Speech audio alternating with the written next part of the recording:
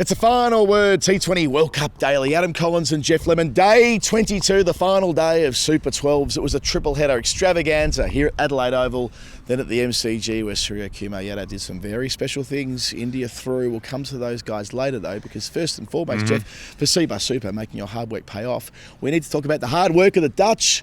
Bloody hell. Tell us how they knocked out South Africa. Before I start my 30 seconds, I just want to say this. If you're a South African fan, maybe look away now, because everything hurts.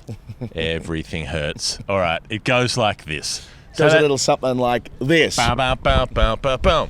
The South Africans win the toss, put the Dutch in, because they think they're going to roll them for 80 and chase it in 9 overs. That doesn't happen because they go off through the power play. Stefan Myberg does the business. Max O'Dowd anchors. Tom Cooper comes in and bashes a couple of sixes. Scott Edwards comes in and does some flicking and reverse, and Colin Ackerman bangs a couple into the stands. 158. Good total. South Africa should chase it, surely.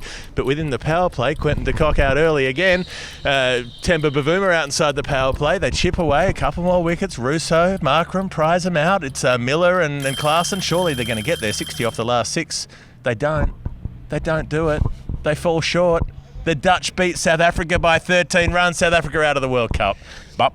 Did them Dutch style. I go back to Dutch style. I go back to the toss for a moment here. For whatever reason, not only in this tournament but at this ground and in the last week more acutely, batting first works well on used tracks. I just thought batting second's been hard. I was really surprised they bowled first, South Africa, just to begin with there. And then when given the opportunity, we know Max O'Dowd has been a pretty dependable player for the Holland side in the last 2 World Cups. Often without enormous amount of support though. Like there are these guys with lots of first class experience, and indeed lots of class and experience, and lots of international experience as well. Like you think about Tom Cooper, who hasn't played for a number of years for the Netherlands until this year, but still he's been around forever. Colin Ackerman only in the last few years, but they've not fired many shots, but they all kind of came together splendidly today, and they gave them a perfect platform. I mean, it enabled them to play funky shots towards the end, because they weren't kind of trying to scrap towards 120. And that was the story of their time in Geelong as well. They weren't beating sides by making 160, 170. Like they were chasing 112 or chasing 119. You know what I'm trying to say? Yeah, they were not like the Geelong Football Club of the early 90s. No. Kick 190. No, not like when Blighty said, they'll kick as many as they kick, we'll kick more. Yeah. This wasn't, well, it kind of was in a way. It was. But it wasn't it wasn't like 140 to 144. I mean, that is the Stefan Myberg mentality. That's how Myberg goes about things. I don't know if you remember that insane game in 2014 in a T20 World Cup where he needed to chase something like 180 in 13 overs against the Irish to get a net run rate boost, and he just did it. He just went out and did it.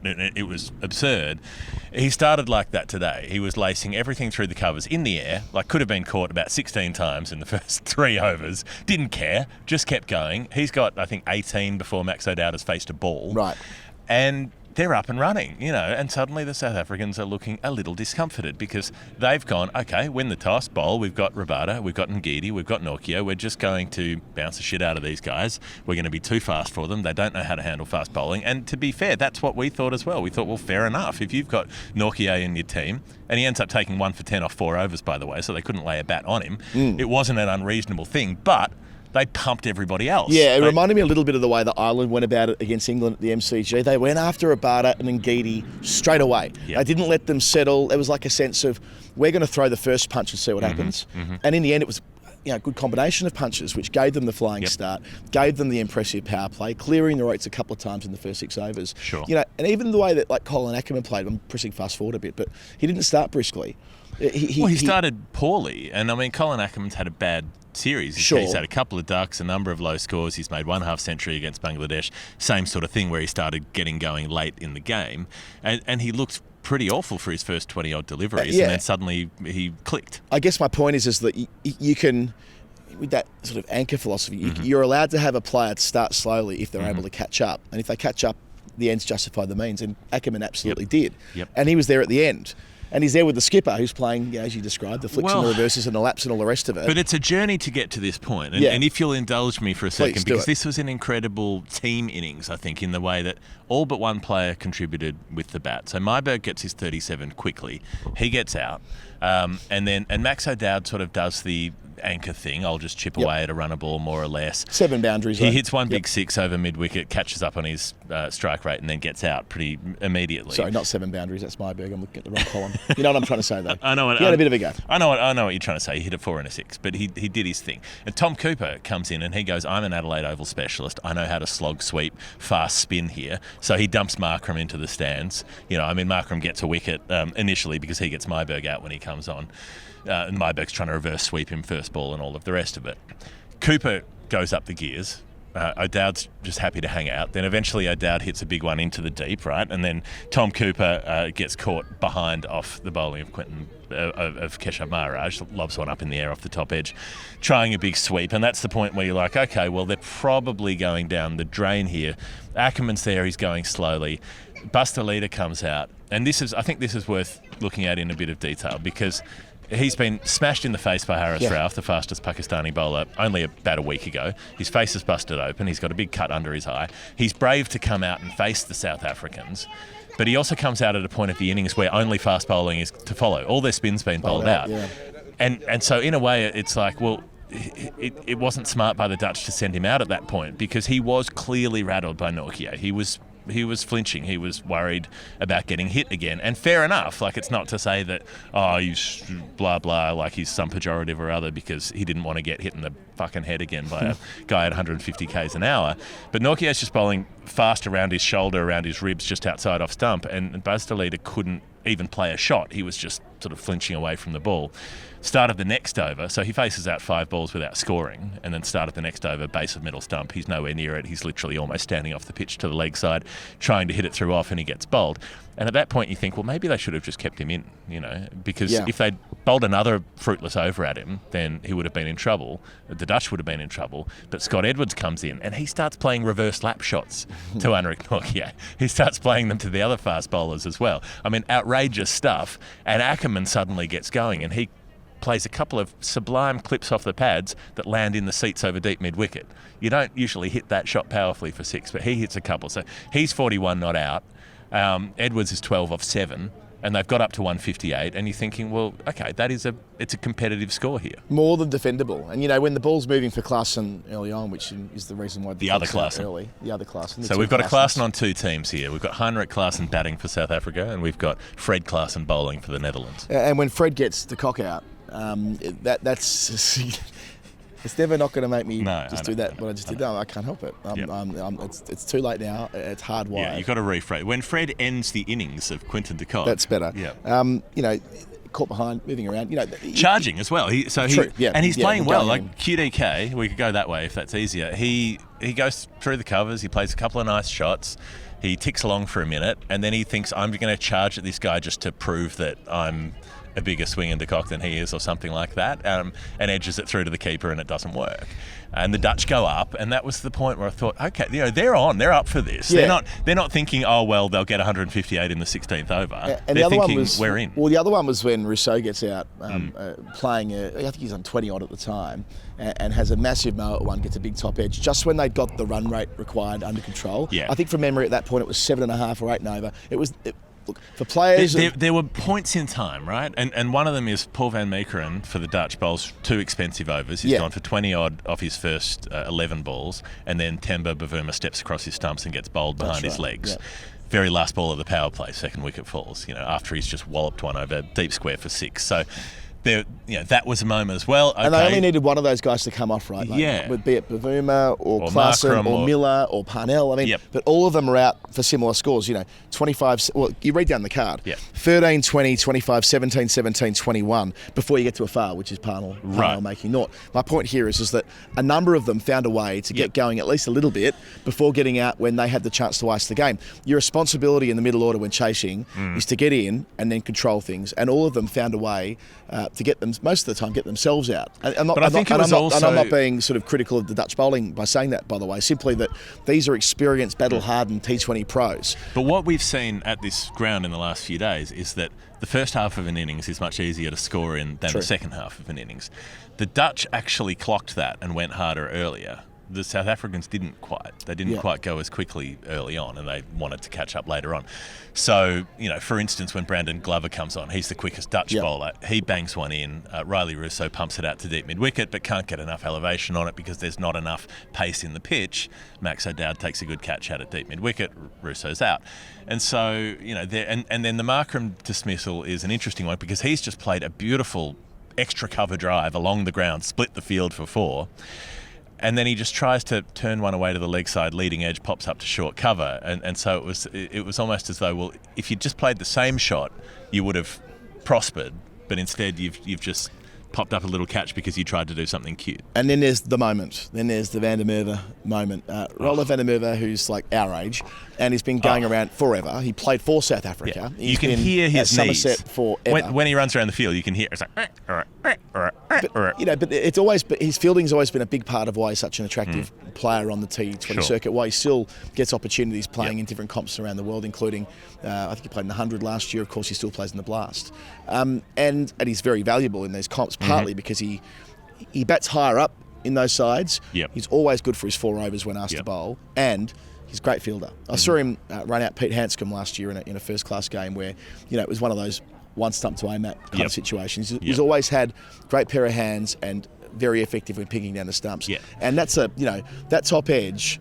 I know they're changing. And that's a third of a chance. That's a quarter of a chance. Yeah. That barely gets taken, and the oldest bloke on the field takes it. And just to point out the context, at this stage they've got Miller and Klaassen, 2 very aggressive, big hitting players who've been in for a little while. They need 60 off the last 6 overs, so they need 10 and over against the Dutch. And you think, well, honestly, they should piss this in. Like, this should be comfortable. I'm pretty sure WinViz had it at like 70% South Africa still at that stage. And that's when Glover comes back on, and he brings his fine leg up and he brings deep third up to short third. And I'm thinking top edge over the top, 4 or 6. This is what's going to happen. He bowls short, gets the top edge. And Van der Merwe at short third has to turn around, run back, looking over his head, looking up in the sky. Where's it gone? Where's it gone? Not sure. Over my shoulder, sprinting back towards the boundary, dive full length and reel it in. And then the wicket falls. And then, well, it's pretty much this guy for South Africa from that point. That's right. He ran back like Jonathan Brown straight into the pack. Yeah. Traffic like everywhere. Nick Rewalt. Yeah. Like Nick Rewalt, probably a better comparison, the pace he was going at for that catch. Reels and then it from in. there, and they're kind of done because Parnell gets out 2 balls later. He throws the bat and edges one behind. But the problem they Glover's had was got 3 for 8. 3 for 9 from his 2 overs. 3 for 9 from 2 overs. And then they've got overs. Keshav walking in, who's literally on one leg after pulling a calf, what was it, like second ball or something like that when running between the wickets? Yeah, I think he might have twisted his ankle or something because he was literally hopping between the wickets. He was on one leg. He ran a couple of 2s on one leg. Yeah, he was jumping down. At one point, he was jumping like that's how he was getting. Doing, doing. And then he had Rabada for company at the end, and it wasn't going to happen, was it? So. And then they fall way short, don't they? They lose by 13 runs. 13 short, and it's impossible to get there. He hits 1 big 6 in the last over, Maharaj. He's a brave customer. I have so much admiration for Keshav Maharaj, and he can't put weight on one leg, but he still manages to rock back and pump a pull shot for 6 over deep mid-wicket. But yeah, he can't get them close enough. I just want to say one thing. I was wrong with what I foreshadowed about what might happen to the Dutch. I thought last game they might be knackered coming here. What happened to Baz de Leader? By the way, Baz de Leader bowling at a really important time at the death, so we haven't mentioned that. And that's worth coming back to. And he bowls the last over as well, so can't contribute with the bat, but contributes significantly with the ball. Absolutely. So you've got these guys who have bowled so well, hunting as a pack through the tournament. Yeah, a lot of them are experienced county pros and have played a lot for the Netherlands, but Baz de Leader's 22, and we've talked him up throughout the tournament. I misread that. I thought by now, it's a long tournament if you're playing a number of games, a lot of travelling around the country and nothing to play for. But then I thought about it more. They had plenty to play for because they finished 4th in their group. They've got automatic qualification for the next World Cup. That's it. And that means so much because of the extra complexity being from Europe and the fact that only 2 sides are going to qualify from there, and Ireland and Scotland haven't got automatic qualification for the tournament. Right. If they didn't make it today, if they didn't win today, only 2 of 3 out of that lot are getting through for 2024, which would be a horrible result given the cricket we've seen Ireland play and Scotland play early on. I'm glad all 3 teams have a chance of being at the 2024 World Cup. So they did have a big incentive today. So the Dutch have jumped. They've gone from last in the group to 4th in the group because they've gone above Bangladesh on net run rate, which may be a spoiler for the next game, Bangladesh-Pakistan. But that effectively becomes a knockout final because whoever wins that is going to go through in second place. South Africa are out. Spot has opened up for Bangladesh or Pakistan. do it in 30 seconds. Pakistan were bowling first. They lost the toss. They lost the toss, and they bowled Shaheen Shah Afridi took the new ball. Yep. Took 4 for 22. One at the front, three at the back. Swung it early. 3 games in a day, and I commentated this game. I know. Needless to say, Bangladesh never really got going. There was a moment of controversy in Shadab Khan's second over where 2 wickets fell, the second of which wasn't out, yet somehow on DRS got given out. We'll come back to that later, I am certain. They kind of crawled to the finish line. Pakistan win comfortably in the end. There is a little bit of a wobble in the middle there. Babar Azam far from convincing. Likewise, Mohammad Rizwan, although he top scored with 32 or something like that. Mohammad Harris. Couple of reprieves. Mohammad Harris comes in and bashes a few, and he has Shah Masood for company, who's not out 20 something at the end, and they win with about 2 overs to spare. So Pakistan win what became an elimination final. And how exciting was it? McIntyre Final 5. How exciting was it that all of the Bangladesh and Pakistan fans behind us here, they were going wild at the end of the Holland South Africa game, because they knew that because they were playing next, they realised that shit, our game's going to have so much riding on it. Our game's alive. Because the only way Pakistan could have gotten through was if India were going to lose to Zimbabwe. Spoiler, they don't either. And Bangladesh needed everything to go right, and suddenly they were in this boat too. So, staggering opportunity there for Pakistan and Bangladesh, and Pakistan grasped it, and Bangladesh had a bad game. Well, so there were about 5 seconds where Lytton Das looked like he might do it again. That 6 that he hit, you're like, oh, we're on for another Lytton Das special, opening the batting for Bangladesh. He gets out for 10, and then a couple more wickets fall, and Shaheen Shah Afridi's doing the business. And it's another one of your faves, Shanto, who did a good job opening their batting. And Afif Hussain did his best. He made 24 not out at the end, and he's going to be their longer term kind of guy they use as a finisher. Had a good year. He's made over 500 T20 runs this year, Afif, and Shanto looks like he's a player on the rise. His second half century in the space of a week. Of course, he was the man who made 71 against Zimbabwe up at Brisbane. But they never had any real blood going to it, did they? Bangladesh, they couldn't hit the death bowling. Pakistan's quicks were just too good. Naseem Shah, Haris Rauf, Mohammad Wasim Jr. And Shaheen Shah Afridi hunt as a pack. The 2 wickets to Shadab Khan in the middle, and Iftikhar Ahmed bowled brilliantly. 3 overs, 1 for spit. Maybe he should have bowled in other games. He should have, and and not only does he get through his overs quickly and efficiently, he has good changes of pace for an off-spinner. He's bowling at 97 kilometres an hour, then 82 kilometres an hour, so he can mix it up. He has got tricks that you require in the T20 game, and he's a bit older as well. He's 32, looks like he's 52. He's got a good experience head on his shoulders, and I wouldn't be surprised if we see him play in the elimination stage. Just on Pakistan, Freddie Wild put up a tweet before from CricViz. When they were 43 for 4, their percentage chance of getting through to the second round, or the semi-finals rather, they were at 3%. They needed to get out of a hole there, beat South Africa, to that point undefeated. That's what we missed in all of this, by the way. South Africa, this time last week, beat India. And they've gone and lost to Pakistan, who are wobbling and have found form, but were wobbling at 43 for 4. Now they've lost to the Netherlands. Now they're out of the tournament. South Africa, somehow things happen to them at World Cups. But Pakistan on the other side of the ledger, getting screwed over by rain in the Zimbabwe game. True enough. On the other side of the ledger, there's Pakistan, who are a 3% chance, according to the model, of getting through from that point. Smashed their way out of trouble, scoring 120 runs after losing their 4th wicket at the SCG. They win that game on Duckworth-Lewis, but they do it with some fabulous bowling, which Shadab was a big part of as well. They come here today needing the Netherlands to win first to even give themselves the chance. And then, as I say, it was a foregone conclusion by halfway they would do it. Babar Azam and Rizwan put on 50-odd. By far the most convincing partnership that pair have contributed to. Babar looks a man way out of sorts. However, he did get to 30-odd, and that's his highest score in the tournament by a mile. And then Rizwan got dropped, caught behind, simple catch, huge early moment off Tuscan Ahmed. Tuscan Ahmed, what an unlucky bastard. 2 games in a row, he has done just about everything right with the ball, and he wins with the bat a bit. And with the bat, and he wins that conventional outside edge. It's put down. His second delivery. Nurul Hassan behind the stumps. He's had an interesting tournament. Moments of brilliance, which we saw against India, which have been buffeted by that weird stumping that gave the free hit, nearly gave Zimbabwe a win last week, and then dropping that crucial catch this afternoon that meant that they were never going to restrict them to 127. They needed to bowl them out, and not getting Lytton Das, second ball of the innings or whatever it was, is going to, of course... Rizwan. What am I saying? Not getting Rizwan second ball of the innings, a guy who's been the number 1 player in the world the last couple of years. It's huge. And 4 for 22 for Shaheen Afridi when the Bangladeshis were batting. So we've got to talk about the Shakib dismissal. He walks out, first ball, Shadab Khan bowls a straightish one, flicks across the line, misses it, big inside edge.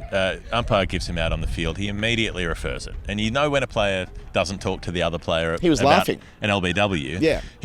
He's laughing 30 seconds later. So he refers it. It comes up on the big screen. They show a huge spike as the ball passes the bat. He's like, I told you I hit that.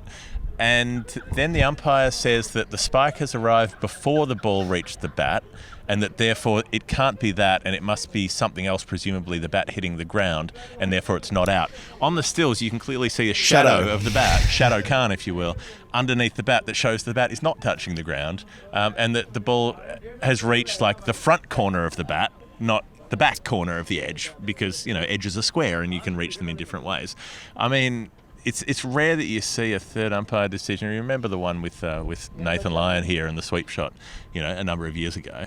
And it's rare that you see one that's just completely wrong, where you can just very clearly see that it's wrong, and yet an umpire, despite all the evidence, has made the wrong call. Okay, let's go through this. So umpire Langton Rosero had the bad night the other night, the 5-ball over. Mm-hmm. Would have been a second 5-ball over. He was trying to call over on another over that had an extra, and he didn't realise that. So he's under the pump. He's umpired the first game this morning. Then he goes upstairs to be third umpire. What is it, a 35-minute turnaround or something like that? So there's that. I'd cite that as part of this. We've banged on about this, Jeff, repeatedly. Specialist TV umpires are required. Every part of the game is becoming more and more specialised.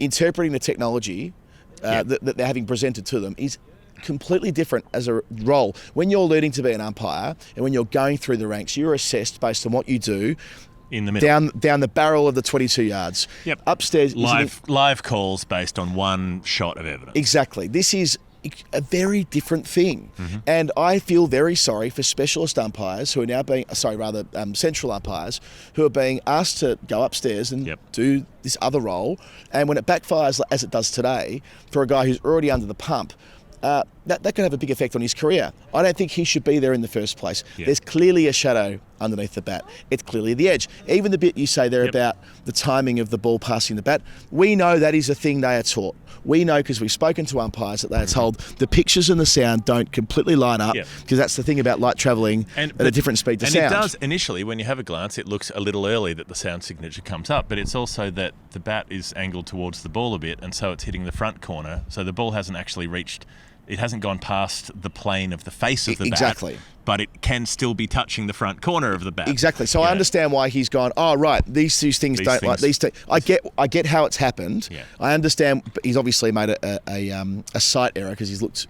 And the other comical thing that you said, that Shakib was laughing, all the Pakistani fielders went back to their positions. Yeah. And as the projection comes up on the screen, I'm on the call, I'm going, hang on a second, why are they going to ball tracking? Yeah. And as the ball tracking starts, you see the Pakistani fielders start sprinting in. They're like, we're going to get one here. And also, I'm pretty sure they've overlaid the wrong projection over the top as well. Yeah. That ball was a leg break.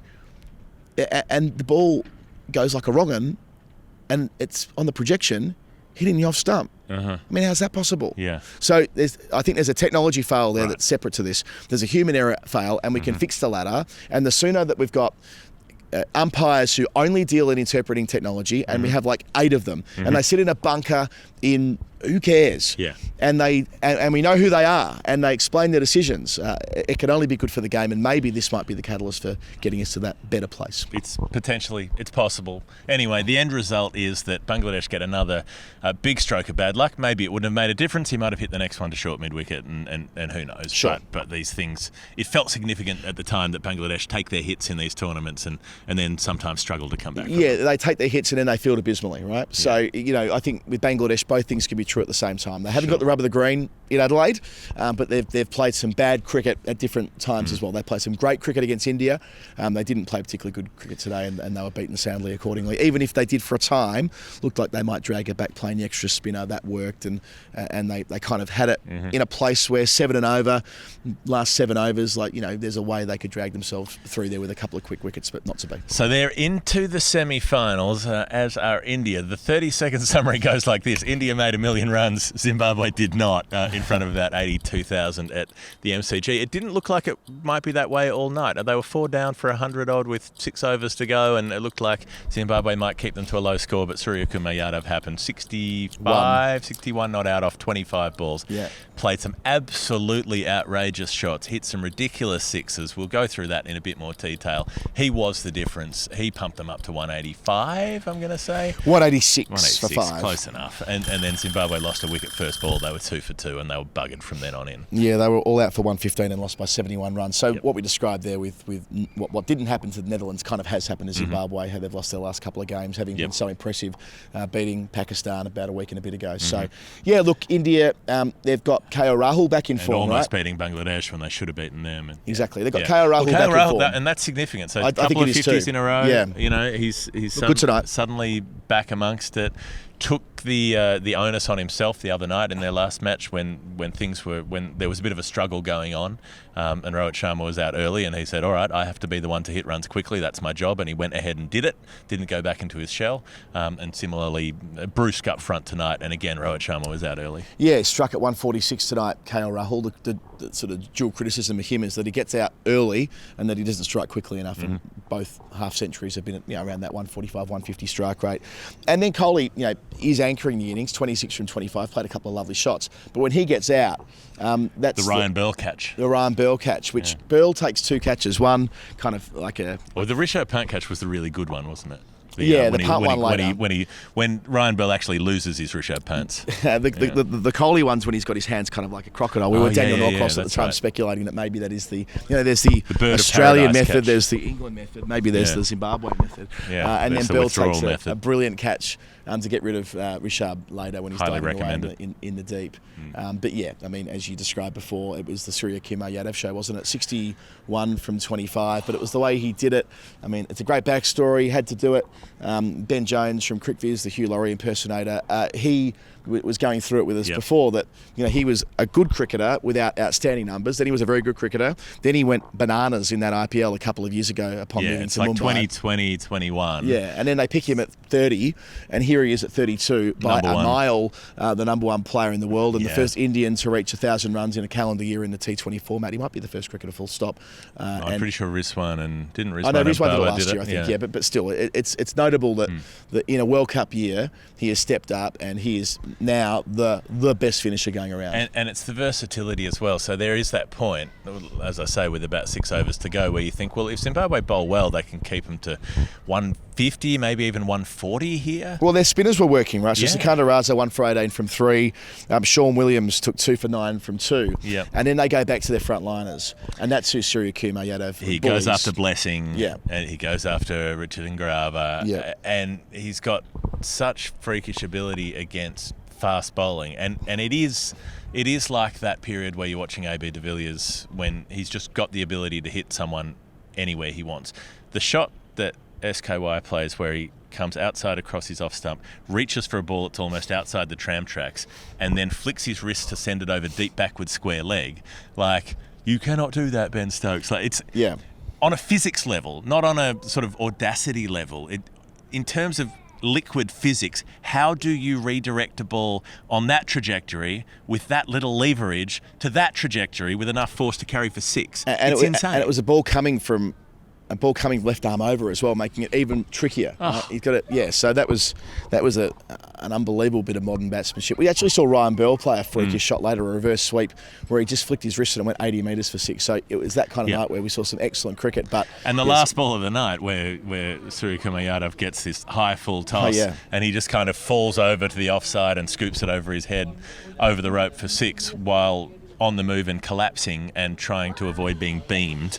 I mean, just extraordinary stuff that he's able to do. It's the kind of thing that maybe you'll see a player do for a couple of years. Like, in some ways, I doubt that he'll sustain it beyond a couple of years, but he might have this period of time where he's at this level. Yeah, and just in terms of India's bowling, so Arshdeep Singh gets the ball moving early on, it knocks out the stumps. Kohli takes a catch first ball off Bhuvneshwar Kumar, and then Arshdeep Singh swings one into the stumps in the second over, and they're 2 for 2. Chakabva. I could never quite pronounce his name. You got it right, I got it wrong. And that was a fantastic seed. But I think the one that the bowler I would isolate out of India's squeeze is Ashwin. They're playing here at Adelaide Oval on Thursday. Word on the street, use pitch. So if that. I'm not certain that's going to be the case. I'm just reporting what I've been told. Well, there aren't that many strips at Adelaide Oval, and they've played a lot of games here. I can't work out. I mean, they've used 2 pitches across the 3 days here. I can't quite work out if they're going to bring a pitch up. I suppose they've got time if they want to. There's one in the middle of the 2 that have been used. But if they don't, if it is a used pitch, put it that way, and Ashwin can go to work at a ground he knows really, really well, he'll be a big factor in the semi-final. Yeah. All right. So India go through. Pakistan go through second. That means, and then New Zealand and England in the other group. So New Zealand will play Pakistan. New Zealand India will play England. India will play England here. That's right. In Adelaide. Yeah. The first semi is in Sydney, though. Yeah. The Hall of Fame, the Final Word Hall of Fame for CBUSSuper.com.au. That's a superannuation company. That means they look after your money in retirement. They're very good at it. They've done it for 38 years. 8.88%. They're beautiful numbers. It's a very regular number. Across 38 years. It's a nice repeating number. Past performance, not a reliable indicator of future performance. CBUSSuper.com.au, please. Why don't you get your super sorted out, like Jeff probably should? If there's anything that goes in the Hall of Fame today, it's just the general, broader situation of the Dutch getting a win over another big country. It's not the first time in a T20 World Cup. They beat England in 2009. They beat England in 2014. But there's a quirk where smaller countries have a habit of beating England on occasion. That seems to be a thing that happens, from time to time. The Irish are quite good at it. Scotland have done it. Knocking off South Africa in the form that South Africa were in. When South Africa played India, only days ago, a week ago. They were the top-ranked side, I reckon. They looked hot. They looked like an attractive, dangerous, fully rounded team. You thought these guys have got 4 quicks, good spinners, and they've got aggressive batting down to 7. Like this, this is a hot shit cricket team, and they should stomp through this tournament. And they should have. They probably should be winning this tournament.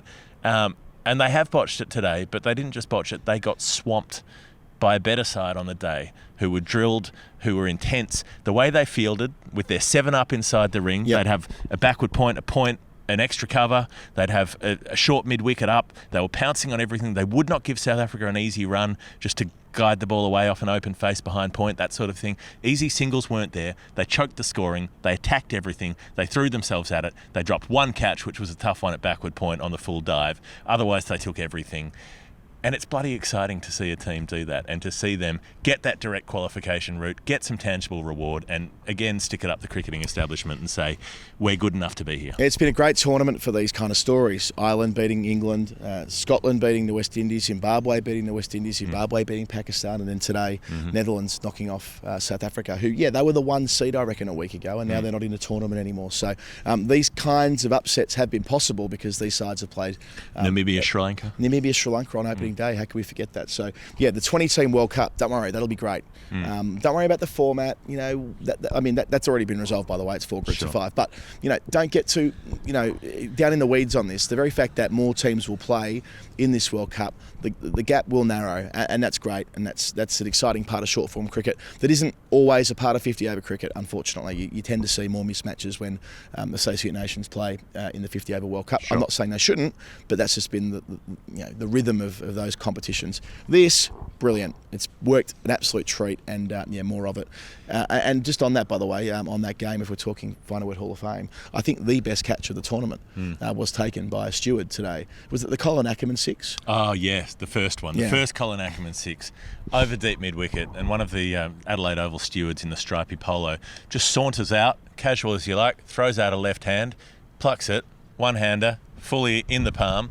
About an over later, Ackerman hits another 6 to exactly the same spot. Same steward goes in, and it falls about a metre short of him down the race, and he was very disappointed. He could have had 2 from 2. He goes into the Hall of Fame for CBUS Super, CBUSSuper.com.au. Get your super sorted out. We said it before, 1984, that's when I'm born. That's when they started. They do great work, and we love them, and we're grateful for their support. That's a 34-minute podcast. 3 games, 10 minutes, to 20 minutes per game. That's okay. Enough. That's okay on a 3-day. We're at the end of the group day. stage, which means we are going to take 2 days off from the daily. Can you believe it? You're going to go away for 2 days. Can you believe that? We're going to stay in Adelaide through the week. We'll, of course, be making the Final Word Daily the two semi-finals. Yep. We'll also make a weekly show probably on Wednesday. We'll bash out the details figure of that. it out as we go There along. will be more and other podcasts from us during the week. You just watch Thank the you for feed. watching everything and listening to everything we've been doing through the group stage. It's been great to have so much feedback. We've had a whale of a time and can't wait for the pointy end of the 2022 T20 ICC Men's World Cup. Final word daily for CBUSSuper.com.au. Adam Collins, Jeff Lemon. Good night from Adelaide. And now we sleep.